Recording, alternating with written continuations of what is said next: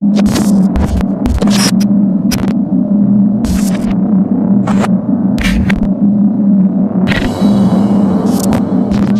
apa kabar? Puji Tuhan kita dapat kembali lagi di Ibadah Online Service Master Plan Youth.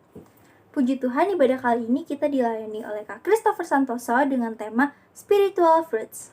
Jangan lupa untuk siapin Alkitab, buku catatan, dan alat tulis ya, supaya kita bisa mencatat dan mengingat kembali firman Tuhan yang disampaikan pada ibadah kali ini. Nah, sebelum kita masuk ke ibadah lebih dalam lagi, ada beberapa pengumuman yang ingin aku sampaikan. Yang pertama, EHF kita masih online via Zoom ya guys. Untuk linknya nanti akan di-share di grup WhatsApp Master Plan. Yang kedua, untuk kalian yang rindu untuk memberikan persembahan atau rindu untuk membalikan perpuluhan, teman-teman bisa mengirim atau mentransfer ke nomor rekening yang tertera di layar kaca teman-teman ya. Atau teman-teman juga bisa men-scan barcode yang tertera di layar kaca. Yang ketiga, ibadah minggu depan akan dilayani oleh Kak Joseph Kelly dengan tema Spiritual Gift. Dan teman-teman pastinya harus mengikuti ibadah minggu depan ya. Oh iya, kami Master Plan Youth tidak bosan untuk selalu mengingatkan dan menghibau teman-teman semua untuk tetap stay at home. Dan apabila teman-teman sudah ada yang melakukan kegiatan di luar rumah, tetap mengikuti protokol kesehatan yang sudah dianjurkan ya. Oke, pengumuman yang aku sampaikan sudah cukup. Mari kita siapkan hati dan pikiran kita untuk masuk ke hadirat Tuhan. And okay guys, selamat beribadah. God bless you. Shalom. Apa kabar teman-teman Master Plan Youth? Puji Tuhan kita masih bisa ibadah. Semua karena kesempatan yang masih Tuhan kasih dalam kehidupan kita, amin. Apapun yang lagi kita alamin saat ini, tetap mengucap syukur karena Tuhan gak pernah ninggalin hidup kita. Yuk kita mau siapkan hati kita siapkan pikiran kita mau menyembah dan memuji Tuhan. Kita satu dalam doa. Bapa, kami mengucap syukur untuk kasih setiamu dalam kehidupan kami. Saat ini kami mau menyenangkan hatimu Tuhan. Dimanapun kami berada, walaupun kami gak bisa bertemu secara langsung, tapi kami yakinan percaya bahwa Engkau berada di setiap hati kami, Engkau melawat setiap kami. Berkati ibadah ini ya Tuhan, dari awal pertengahan hingga pada akhir, biarlah semuanya hanya untuk kemuliaan nama Tuhan. Terima kasih Tuhan, dalam namamu kami telah berdoa dan mengucapkan syukur.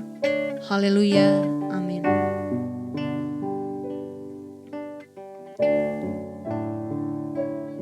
Kita mau siapkan hati kita teman-teman. Ku perlu Engkau Yesus, haus jiwaku menantikanmu.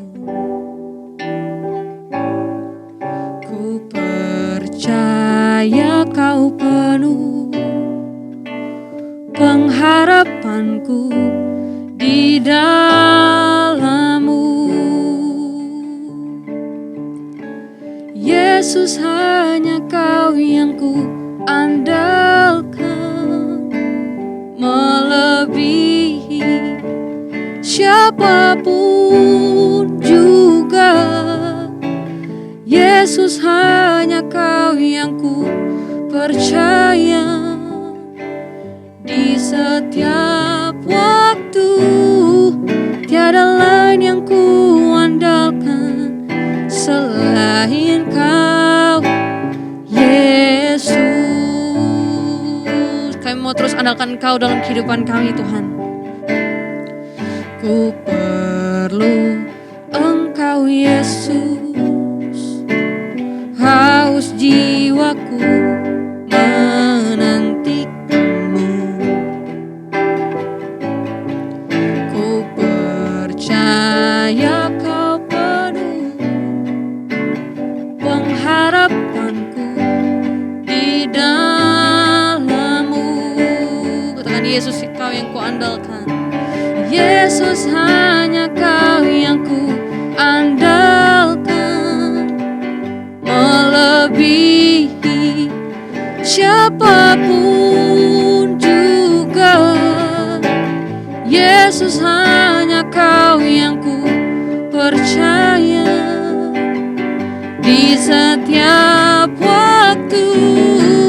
Tiada lain yang ku andalkan selain Kau. Oh Yesus, hanya Kau yang ku andalkan, melebihi melebihi siapapun juga. Yesus, hanya Kau yang ku percaya. Di setiap waktu tiada lain yang ku andalkan selain Kau, Yesus.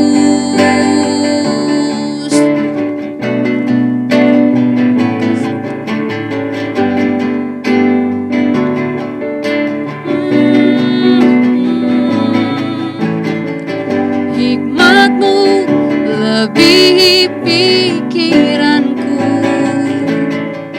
jalan-Mu di atas segala jalanku. Tinggi dan dalamnya kasih-Mu, hanya Kau, Yesus, yang ku andalkan. Oh, hikmat-Mu lebihi pikiranku, jalan-Mu di atas segala jalanku. Tinggi dan dalamnya kasih-Mu, hanya Kau, Yesus, yang ku andalkan. Hanya Kau, Yesus, yang ku andalkan. Oh, Yesus, hanya Kau yang ku andalkan, melebihi siapapun juga. Yesus, hanya Kau yang ku percaya. Di setiap waktu tiada lain yang ku andalkan selain Kau. Oh, Yesus, hanya Kau yang ku percaya, melebihi siapapun juga. Oh, Yesus, hanya Kau yang ku percaya.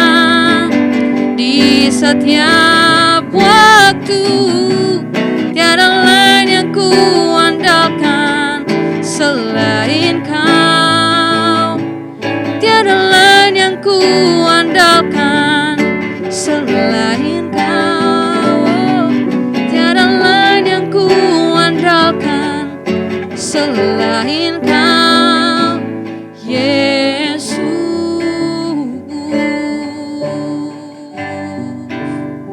Kami bersyukur buat kasih-Mu dalam hidup kami. Kami sembah Kau, Tuhan. Haleluya, haleluya, haleluya. Kau dahsyat, Engkau luar biasa dalam hidup kami. Haleluya. Kami bersyukur buat kasih-Mu, Tuhan. Tiada Allah yang seperti Engkau, Tuhan. Kami mau terus andalkan Engkau dalam kehidupan kami.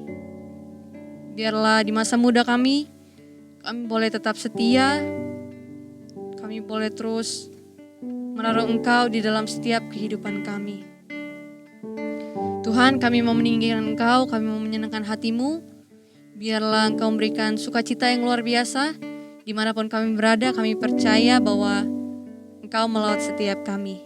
Di dalam nama-Mu kami telah berdoa dan mengucap syukur. Haleluya. Amin. Amin. Sekali lagi shalom semua.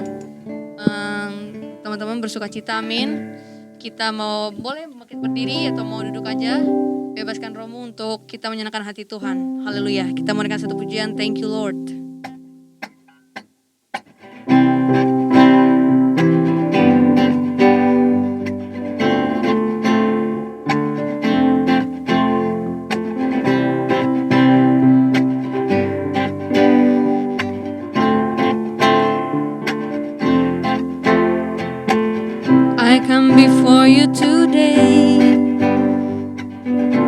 there's just one thing that I want to say.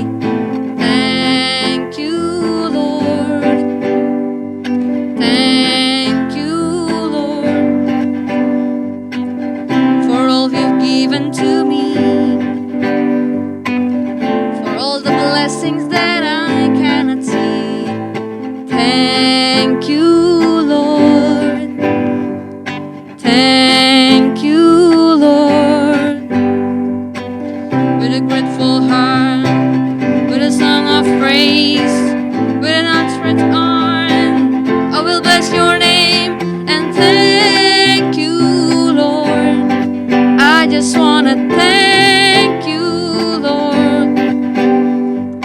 Thank you, Lord. I just wanna thank you, Lord. Thank you, Lord. Woo! Kita mau lebih semangat lagi, teman-teman. You took my sin and my shame. You took my sickness and healed all my pain.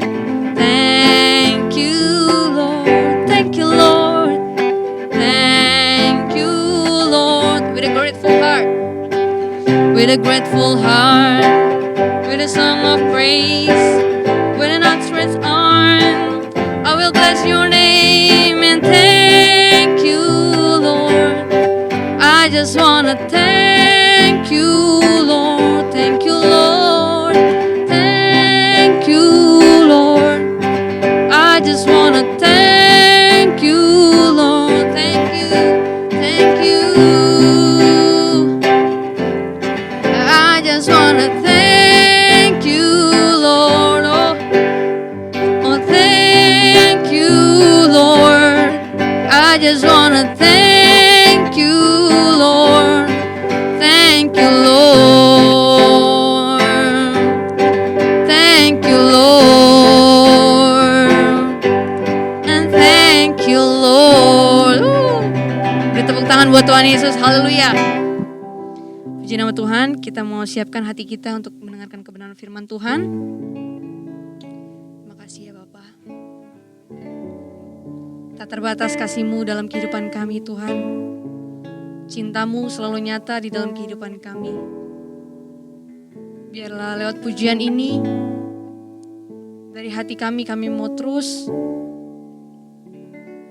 dekat dengan-Mu ya Tuhan. Terima kasih Tuhan. Semusim berlalu, namun Kau selalu peliharaku. Kasih dan setia-Mu, kasih dan setia-Mu tak pernah layu di hidupku. Lebih luas dari samudra, kebaikan-Mu Bapa takkan habis di hidupku. Lebih tinggi dari cakrawala, tak terbatas kasih-Mu. Sungguh ku bersyukur.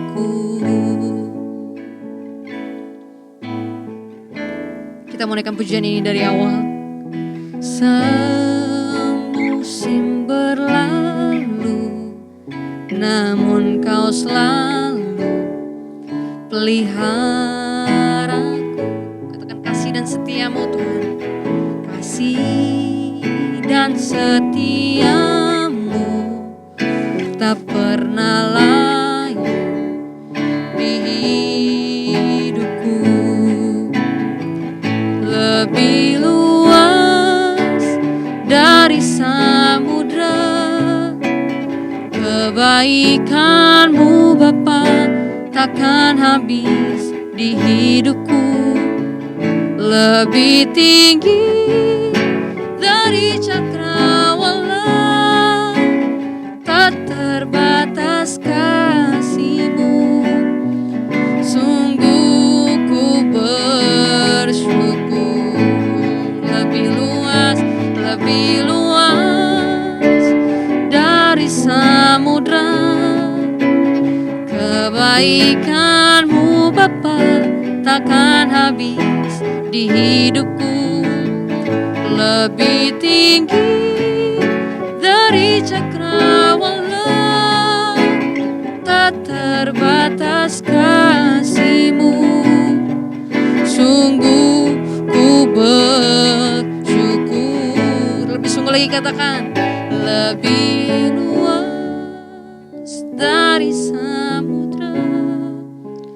Kebaikan-Mu Bapa takkan habis di hidupku, lebih tinggi dari cakrawala.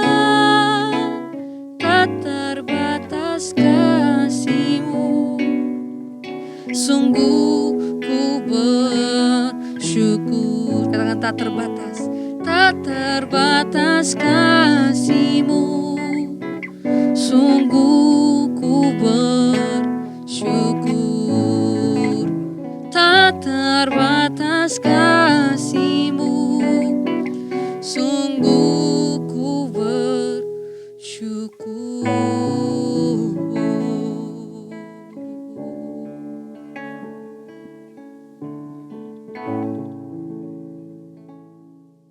Shalom Master Plan, senang sekali saya bisa berada di tengah-tengah teman-teman semua. Walaupun saya nggak bisa hadir secara fisik di Jakarta, tapi saya sangat senang untuk melayani firman Tuhan di komunitas ini. Thank you buat Kak Randy yang udah kasih saya kesempatan untuk bisa melayani di Master Plan. Perkenalkan sebelumnya, nama saya Christopher, saya dari Bethel Youth Bandung, komunitas yang ada di GBI Bethel. Kami juga melayani anak-anak muda dari mahasiswa sampai dewasa muda. Jadi hari ini kita mau bahas nih tema kita di bulan ini tentang Roh Kudus. Semuanya siap? Amin? Yes. Saya mau kasih firman Tuhan dengan judul, memang bisa ya berbuah. Karena orang-orang percaya itu dituntut untuk berbuah. Yesus bilang kalau kita nggak berbuah, kita akan dipotong, kita akan dilemparkan ke api. Tapi pertanyaannya, bisa nggak sih anak-anak Tuhan itu berbuah? Nah, kenapa sih buah itu penting? Coba teman-teman lihat, pohon apa ini? Lihat baik-baik, pohon apa? Ada yang jawab? Oke, kelapa, ya mungkin mirip kelapa. Tetapi teman-teman saya kasih zoomnya. Nah, lihat gambar ini, ada zoomnya, ada buahnya. Bukan buah kelapa kan? Walaupun bentuknya mirip pohon kelapa. Masih belum tahu juga ini buah apa? Saya kasih zoom lebih dekat lagi yang udah di piring. Oke, ini buah kurma. Buah yang banyak dimakan nih, apalagi di bulan Ramadan seperti sekarang yang dirayakan oleh saudara-saudara kita. Buah ini berasal dari pohon kurma yang pohonnya satu family dengan pohon kelapa. Jadi kalau teman-teman bisa lihat, saya kasih perbandingan. Pohon kurma dan pohon kelapa. Mirip bukan? Ya, karena ini tanaman masih satu family. Hanya berbeda genus atau jenisnya. Makanya kenapa sih kita harus memiliki buah? Karena dari buahnya kita dikenal. Matius 7 ayat yang ke-16, Yesus bilang, dari buahnya engkau mengenal. Masakah engkau memetik buah anggur dari semak berduri? Kan gak mungkin. Nah sama, kita sebagai anak-anak Tuhan, sebagai orang percaya, kita harus menghasilkan buah. Buah seperti apa sih yang harus kita hasilkan? Kita baca ayatnya di Galatia 5 ayat 22-23. Buah yang harus kita hasilkan adalah kasih, sukacita, damai sejahtera, kesabaran, kemurahan, kebaikan, kesetiaan, kelemah lembutan, dan juga penguasaan diri. So, hari ini kita nggak mau fokus ngejar, oke, saya harus punya buah itu. Saya harus bisa punya kasih. Saya harus bisa punya penguasaan diri. No, tetapi kita lihat gimana caranya sebenarnya kita bisa menghasilkan buah. Memang bisa ya kita berbuah.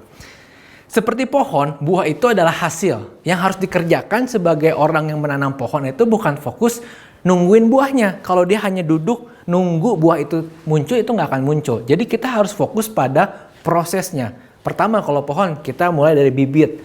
Kita mulai dari menggemburkan tanah. Bibit itu ditanam, digemburkan, disiram, dikasih pupuk, dirawat. Kalau mulai tinggi, batangnya masih rapuh, diganjel dulu. Pakai tiang, pakai tongkat, agar dia bisa tinggi, lurus dengan baik.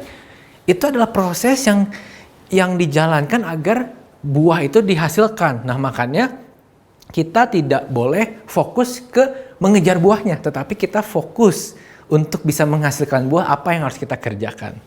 Nah, lalu kita harus lihat dulu, kenapa sih orang Kristen itu selain biar dikenal oleh dunia sebagai pengikut Kristus kita harus berbuah, dan juga untuk diterima di kerajaan Allah, kenapa kita harus hidup berbuah? Nah, kita lihat perbandingan yang saya sudah bikin antara buah dan juga perbuatan daging. Yang pertama kita lihat dulu perbuatan daging. Perbuatan daging, kalau teman-teman baca di Galatia 5, itu semua firman Tuhan perlihatkan perbuatan daging itu fokusnya kepada diri sendiri. Fokusnya itu egosentris. Fokusnya itu memuaskan diri sendiri. Pertama kita mau bahas perbuatan daging yang dicatat pertama adalah percabulan. Percabulan itu diambil dari kata aslinya itu porneia, atau yang sekarang dipakai sebagai kata porn. Nah, porneia ini artinya apa? Menjual diri atau prostitut pada zaman itu. Tapi diartikan di sini, diterjemahkan, porneia ini adalah immorality, perbuatan seks yang menyimpang, incest, hubungan seks dengan saudara kandung, bestiality, hubungan seks dengan binatang, homoseksual, pedofilia, semua jenis-jenis hal yang menyimpang dari perilaku seksual. Itulah yang disebut percabulan, porneia. Tetapi yang kedua, kecemaran. Kecemaran diterjemahkan sebagai kenajisan atau rupa-rupa kecemaran. Ini diartikan pikiran dan keinginan hati yang cemar oleh dosa-dosa seksual dan juga perbuatan jahat dan yang kotor. Jadi udah dua nih, perbuatan daging berhubungan dengan seksual. Yang ketiga, dicatat di sini di ayat 19, hawa nafsu. Hawa nafsu di sini berarti sensualitas atau nafsu yang tak terkendali dan udah tidak ada malu lagi ketika melakukannya. Jadi kalau udah sampai di fase yang disebut hawa nafsu atau bahasa aslinya aselgia, orang itu melakukan percabulan, melakukan perbuatan seks di luar nikah, melakukan perbuatan yang tidak senonoh, itu udah nggak ada malunya. Mungkin diumbar di sosial media, mungkin diceritakan ke orang-orang lain. Dan ini adalah hal yang luar biasa. Dan seluruh hal-hal ini terjadi karena fokus kepada diri sendiri. Tetapi kita bandingkan dengan buah roh. Buah roh itu fokusnya bukan pada diri sendiri, tetapi kepada sesama. Yang pertama kita lihat kasih. Kasih yang dalam buah roh itu adalah agape. Memperhatikan dan memberikan yang terbaik untuk orang lain tanpa pamrih. Itulah kasih agape. Bukan kasih eros, bukan kasih filia, tetapi kasih yang ditulis di sini bahasa aslinya adalah agape. Jadi kita harus mengasihi orang lain, memberikan yang terbaik kepada orang lain tanpa kita mengharapkan balasan atau imbalan. Kita mudah baik sama orang yang sering nraktir kita. Kita mudah baik sama orang yang sering membantu mengerjakan tugas sekolah kita. Atau yang bantuin kasih modal buat bisnis kita. Sangat mudah bukan? Tetapi bisa nggak kita baik kepada sesama kita yang nggak bisa membalas kebaikan kita? Bahkan yang mungkin membalas kebaikan kita dengan kejahatan. Nah inilah yang harus dimiliki, buah yang harus dimiliki oleh anak-anak Tuhan. Kasih. Yang kedua, kita mau bahas di sini, kita lihat kesetiaan. Kesetiaan itu kata aslinya pistis dan diartikan teguh dan kokoh terhadap orang yang telah dipersatukan dengan kita oleh janji atau komitmen. Jadi ini di konteksnya pernikahan, kesetiaan. Setia pada pasangannya. Benar-benar berbanding terbalik bukan dengan perbuatan daging yang tadi melakukan aselgia atau melakukan kegiatan seksual di luar pernikahan yang kudus dengan sudah tidak ada malu lagi. Tetapi di sini kita bandingkan buah roh membahas tentang kesetiaan. Dan buah roh yang terakhir kita mau lihat penguasaan diri atau bahasa aslinya ekgratia. Di sini adalah menguasai keinginan dan nafsu diri sendiri termasuk kesetiaan terhadap ikrar pernikahan juga kesucian. Jadi teman-teman bisa melihat kontras ini. Seluruh perbuatan daging itu fokusnya diri sendiri. Fokusnya diri sendiri senang, diri sendiri enak, diri sendiri menikmati. Tetapi menyakiti orang lain, menyakiti pasangan, menyakiti teman, menyakiti keluarga. Tetapi kalau kita lihat buah roh, itu semuanya fokus untuk memberikan yang terbaik kepada lingkungan di sekitar kita, kepada sesama. Dan inilah yang dikatakan oleh firman Tuhan. Kalau kita lihat Di Galatia 5 ayat yang ke-14 dikatakan di sana, sebab seluruh hukum Taurat tercakup dalam satu firman ini, kasihilah sesamamu manusia seperti dirimu sendiri. So, kalau kita baca firman Tuhan, kita tahu bahwa yang dikehendaki oleh Tuhan selain mengasihi Tuhan adalah mengasihi sesama kita seperti kita mengasihi diri sendiri. Lalu gimana caranya untuk punya hidup yang berbuah? Hanya ada 2 cara. Yang pertama, hiduplah oleh roh. Kita baca di Galatia 5 ayatnya yang ke-16. Galatia 5 ayat ke-16 dikatakan, maksudku ialah hiduplah oleh roh, maka kamu tidak akan menuruti keinginan daging. Amin. Apa yang dimaksud hiduplah oleh roh? Kita mungkin bisa lihat ayat yang lain di Yohanes 3. Ayat yang ke-5 ketika Yesus bertemu dengan seorang Nikodemus yang bertanya tentang ajaran-ajarannya Yesus. Lalu Yesus mengajarkan kepada Nikodemus, aku berkata kepadamu, sesungguhnya jika seseorang tidak dilahirkan dari air dan roh, ia tidak dapat masuk ke dalam kerajaan Allah. Pastikan, kita bukan sekedar beragama Kristen, tetapi pastikan kita sudah lahir baru. Gimana cara memastikannya? Saya udah di gereja belasan tahun, saya udah di gereja dari kecil. Saya udah Kristen karena orang tua saya Kristen. Gimana cara memastikan bahwa kita tuh udah lahir baru, bukan sekedar menjadi orang beragama Kristen? Mudah teman-teman. Saya yakin seluruh peristiwa yang memorable di hidup kita nggak akan lupa. Mungkin kita lupa tanggalnya, kita lupa harinya, kita lupa jamnya, tetapi peristiwa itu, momen itu kita bisa ingat. Misalkan kita punya momen di masa kecil di mana kita sangat happy diajak orang tua kita ke taman bermain. Kita sangat happy diajak orang tua kita liburan ke Bali misalkan. Atau liburan ke tempat-tempat wisata. Yang kita tuh sampai besar tuh ingat. Walaupun kita nggak ingat itu umur berapa, itu kelas berapa mungkin kita nggak ingat. Tetapi kita ingat momen tersebut. Saya mau bilang, perjumpaan kita dengan Kristus saat kita lahir baru, saat kita mendapatkan Roh Kudus dan akhirnya kita bisa percaya kepada Yesus, itu momen yang tidak terlupakan seumur hidup. Makanya kita harus flashback, kita ingat-ingat momennya seperti apa sih. Lalu kita coba tuliskan, kita ceritakan ke orang lain. Jika kamu bisa menceritakan momen tersebut, maka benar Anda benar-benar sudah diselamatkan. Ada perjumpaan dengan Kristus yang memorable, yang tidak terlupakan. Yang mungkin bisa saja di KKR, di sebuah retret, atau di kamar waktu berdiam sendirian lagi berdoa, atau mungkin di jalan lagi mengemudi tiba-tiba teman-teman dijamah oleh Roh Kudus. Bisa di mana saja dan yang pasti yang tahu itu hanya teman-teman. Tapi pastikan, jika belum pernah mengalami momen ini, saya percaya gini, berdoa sama Tuhan. Jangan jadi orang beragama Kristen, tetapi jadilah orang yang lahir baru, hidup oleh roh. Karena kita telah diselamatkan, diberi anugerah. Nah, ketika kita udah hidup oleh roh, artinya apa? Kita diberikan Roh Kudus dalam hati kita. Yesus bilang, aku akan memberikan penolong. Dia akan mengajarkan kita segala sesuatu. Dia akan menuntun kita. Makanya poin yang kedua, yang pertama hidup oleh roh, yang poin kedua adalah hidup dipimpin oleh roh. Baca ayat di 18. Galatia 5 ayat yang ke-18 mengatakan demikian. Sebab jikalau apa yang ditentukan Allah berasal dari hukum Taurat, ia tidak berasal dari janji. Tetapi justru oleh janjilah Allah telah menganugerahkan kasih karunia-Nya kepada Abraham. Kalau kita lihat teman-teman di sini, jika kita hidup dipimpin oleh roh, kita tidak akan, Galatia 5 ya. Tadi saya baca, Galatia 5 ayat yang ke-18 dikatakan, akan tetapi jikalau kamu memberi dirimu dipimpin oleh roh, maka kamu tidak hidup di bawah hukum Taurat.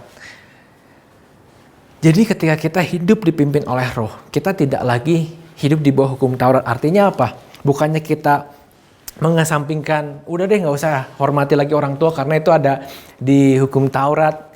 Kita gak usah lagi istilahnya jangan menyembah berhala, itu kan ada di hukum Taurat. Enggak. Tetapi kita bisa lihat gini. Hukum Taurat itu disempurnakan oleh kasih karunia Kristus. Hukum Taurat hanya memperlihatkan bahwa kita tidak bisa mengikuti standarnya Allah. Tetapi oleh anugerah Kristus keselamatan, kita dibuat mampu untuk sesuai dengan apa yang Tuhan kehendaki. Nah, hidup dipimpin oleh Roh. Setelah hidup oleh Roh, kehidupan kita tentu harus berbeda dengan sebelumnya. Tidak dapat kita mengatakan ketika hidup dipimpin oleh Roh itu adalah anugerah kebebasan, jadi kita nggak peduli lagi sama kekudusan. Tetapi kita bisa lihat di Galatia 5 ayat 13-14. Di sana dikatakan, tetapi janganlah kamu mempergunakan kemerdekaan itu sebagai kesempatan untuk kehidupan dalam dosa. Melainkan layanilah seorang akan yang lain oleh kasih, sebab seluruh hukum Taurat tercakup dalam satu firman ini, yaitu kasihilah sesama manusia seperti dirimu sendiri. Jadi kita bersyukur teman-teman. Kenapa? Karena ayat menyebutkan bahwa daging kita lemah. Tetapi kita nggak melawan kelemahan itu dengan kekuatan kita sendiri. Kenapa harus bersyukur? Bayangkan ya, kalau kita harus melawan kedagingan kita dengan kekuatan kita sendiri. Mampu tidak? Tidak akan ada yang mampu. Tetapi ketika kita hidup oleh Roh, kita telah dilahirbarukan oleh Roh. Kita memiliki Roh Kudus. Kita mampu mengikuti standar firman Tuhan. Kenapa? Karena ada yang ngasih tahu, ada yang ngarahin, ada yang nasehatin, yaitu Roh Kudus. Kelemahan kita dalam daging gak harus dilawan dengan kekuatan, tetapi kita lawan dengan nurut sama Roh Kudus. Jadi kata kuncinya itu adalah nurut. Matius 26 ayat 41 mengatakan, Roh penurut tetapi daging lemah. Kita hanya perlu nurut sama Roh Kudus, dan ini menurut saya adalah hal yang harus disyukuri teman-teman. Kenapa? Karena di seluruh kepercayaan yang lain yang ada di muka bumi ini, semua mewajibkan manusianya berusaha sendiri untuk mencapai tingkat kesempurnaan surga. Ada yang bertapa, ada yang berpuasa, ada orang yang menyakiti diri, dan banyak cara. Tetapi hanya iman kita, jalan satu-satunya menuju surga, yaitu Yesus Kristus, yang bukan hanya memberikan anugerah penebusan, tetapi dia juga kasih penolong, kasih sahabat, kasih Roh Kudus dalam hati kita agar kita bisa mengikuti standarnya dia. Kenapa? Karena ada yang nasehatin kita. Nurut sama Roh Kudus adalah merupakan hal yang harus dimiliki oleh setiap orang percaya. Sekali lagi saya mau katakan, nurut sama Roh Kudus adalah hal yang harus dimiliki oleh setiap orang percaya. Dan ini adalah hal yang baik, hal yang kita syukuri. Kalau ada orang bertanya, memang bisa kita punya buah roh, penguasaan diri, punya kasih, kesabaran, kesetiaan. Kayaknya nggak mungkin deh manusia sekarang ada yang sesempurna itu. Yes, manusia nggak mungkin. Apalagi mengandalkan kekuatan sendiri. Tetapi ketika kita bersekutu dengan Roh Kudus, mengandalkan Roh Kudus, hidup mendengarkan Roh Kudus, kita akan dapat melakukan itu. Nah, pertanyaannya berikutnya, aplikasinya. Gimana sih caranya kita bisa nurut sama Roh Kudus? Karena Roh Kudus itu tidak terlihat. Ada yang bilang, oh Alkitab bilang Roh Kudus adalah penolong, tapi saya nggak merasa ditolong. Saya nggak merasa ketika ada kesulitan itu ada Roh Kudus. Saya memang mau katakan begini, kalau orang nggak peka dengan kehadiran Roh Kudus, dia akan mengatakan hal-hal yang baik dalam hidupnya adalah keberuntungan, luck, atau bahasa lainnya adalah hoki. Wah, dapat rezeki, hoki. Wah, luput dari kecelakaan, hoki. Atau luck, atau beruntung. Padahal kalau teman-teman intim dengan Tuhan, teman-teman tahu ketika kita jadi orang percaya, Tuhan melindungi kita, Tuhan meluputkan kita dari hal-hal buruk yang terjadi. Itu semua karena pimpinan dari Roh Kudus. Ketika saya suatu hari naik motor, kalau kita naik motor, teman-teman di Jakarta saya nggak tahu, tapi di Bandung tuh ada satu persimpangan yang lampu merahnya tuh sangat lama. Saya tahu di Jakarta tuh juga banyak lampu merah yang lama banget. Jadi ketika kita lihat hijau, kita pasti gas untuk bisa tembus lampu merah tersebut. Jangan sampai kena lampu merah maksudnya, perempatan tersebut. Tetapi ketika saya lagi gas, tiba-tiba ada impresi dalam hati saya, harus ke pinggir, coba cek handphone, coba cek tas. Lalu saya ke pinggir, saya pikir handphone saya bunyi, dilihat nggak ada yang bunyi.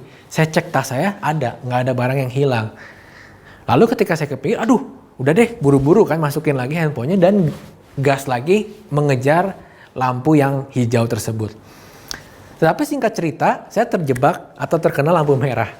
Ya karena saya berhenti ke pinggir, nggak keburu jadi lampu hijaunya. Tetapi teman-teman, beberapa detik kemudian ketika saya lagi ngantri di lampu merah, barisan terdepan karena saya terpegat kan. Ada suara decitan ban, lalu ada suara tabrakan yang sangat kencang. Ada tabrakan antara truk dan juga angkutan kota dan sebuah motor yang terhimpit karena truknya terguling. Jadi truknya menabrak angkutan kota dan terguling dan ada motor yang terhimpit. Di sana saya kaget dan syok karena ada kecelakaan beruntun di depan mata saya. Tetapi yang saya bersyukur adalah saya sempat berhenti dulu ke kiri untuk mengecek hal yang nggak tahu saya apa, tapi saya dapat impresi saya harus ke kiri dulu sebentar dan akhirnya kepotong lampu merah. Saya berpikir itu adalah suatu penundaan dan pada saat itu saya berpikir, aduh kesel banget nih kena lampu merah, lama nih saya jadi telat nih. Tetapi ternyata Tuhan luputkan saya dari sebuah kecelakaan yang fatal. Dan teman-teman, kalau kita intim dengan Roh Kudus, kita bisa setiap malam hari kita tuh bisa bersyukur betapa Tuhan itu beserta dengan kita, meluputkan kita dari berbagai macam bahaya, membuat kita mengambil pilihan yang benar, bukan pilihan yang salah. Misalnya kita ada di dua persimpangan, jurusan, atau pilihan pekerjaan, kantor yang mana, bisnis apa, partnernya mau sama siapa. Ketika kita mengandalkan pimpinan Roh Kudus, kita pasti memilih pilihan yang tepat. Cara yang mudah untuk kita punya persekutuan dengan Roh Kudus adalah kita harus break kata persekutuan ini yang diambil dari kata koinonia. Rasul Paulus mengakhiri suratnya di 2 Korintus 13 ayat 13 dikatakan persekutuan yang intim dengan Roh Kudus. Persekutuan koinonia memiliki 3 arti kata yang utama. Yang pertama itu persekutuan, yang kedua kerjasama, yang ketiga keintiman. Kita mau bahas satu-satu. Yang pertama,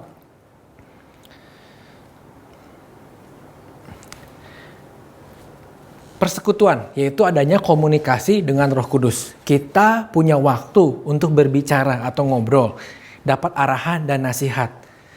Gimana caranya ngobrol sama pribadi yang tidak terlihat?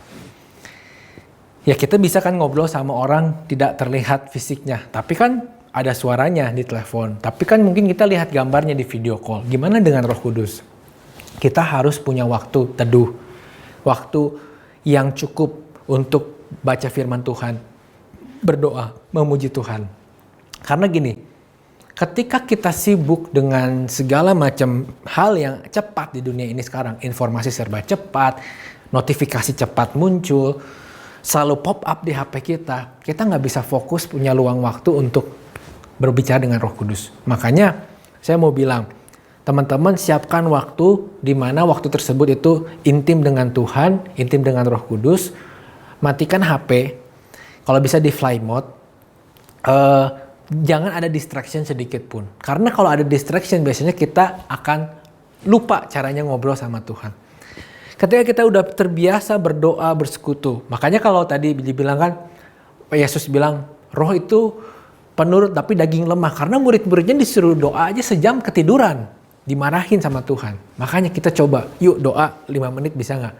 Naikkan 10 menit. 15 menit, 30 menit, 1 jam kita berdoa. Atau mungkin di momen-momen khusus ada doa bareng-bareng, kita berdoa semalaman untuk berdoakan sesuatu hal, berdoa syafaat untuk negara, untuk bangsa, untuk keluarga, untuk orang-orang yang lemah. Kita luangkan waktu untuk berdoa, ngobrol sama Roh Kudus. Nah, lalu yang kedua kerjasama. Kerjasama adalah menambahkan tindakan pada komunikasi. Nah, tadi kan kita udah ngobrol sama Roh Kudus. Lalu Roh Kudus udah beritahu apa yang seharusnya kita lakukan. Tindakan apa yang Tuhan ingin kita lakukan.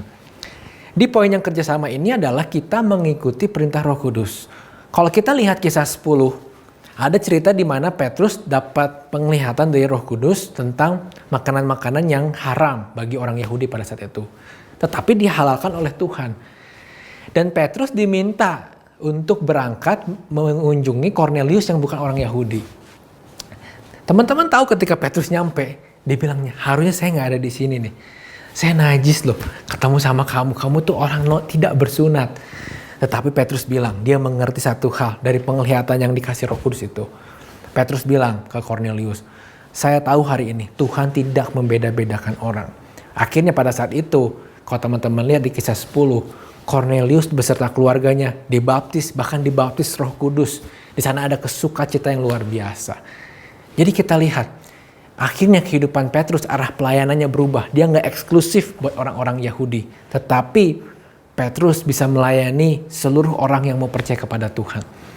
Mungkin di hidup kita ketika kita kerjasama dengan Roh Kudus, ada hal-hal yang dikatakan oleh Roh Kudus itu bertentangan dengan keinginan daging kita. Misalkan kita mau pilih pasangannya tuh yang itu tuh yang cantik, yang itu tuh yang ganteng, yang biasa pelayanan bareng, yang kerja bareng. Tetapi kalau Roh Kudus bilang jangan, ya jangan dilawan. Karena kalau Roh Kudus itu bukan pribadi yang diktator, tetapi pribadi yang lembut, memberitahu, memberi nasihat, tapi tidak memaksakan. Karena kita sendiri yang harus membuat pilihan.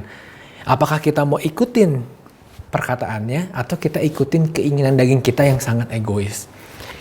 Lalu berikutnya dari koinonia adalah keintiman. Nah, semakin sering ngobrol dan kerjasama, dikasih tahu Roh Kudus, nurut, bicara lagi sama Roh Kudus, akhirnya kita dapat posisi yang intim. Intim itu apa sih? Tingkat terdalam dalam hubungan, dalam persahabatan, di mana kita membagikan pikiran, keinginan, dan rahasia yang terdalam pada keintiman tersebut, pada orang yang intim dengan kita atau pada pribadi yang intim. Di sini konteksnya Roh Kudus.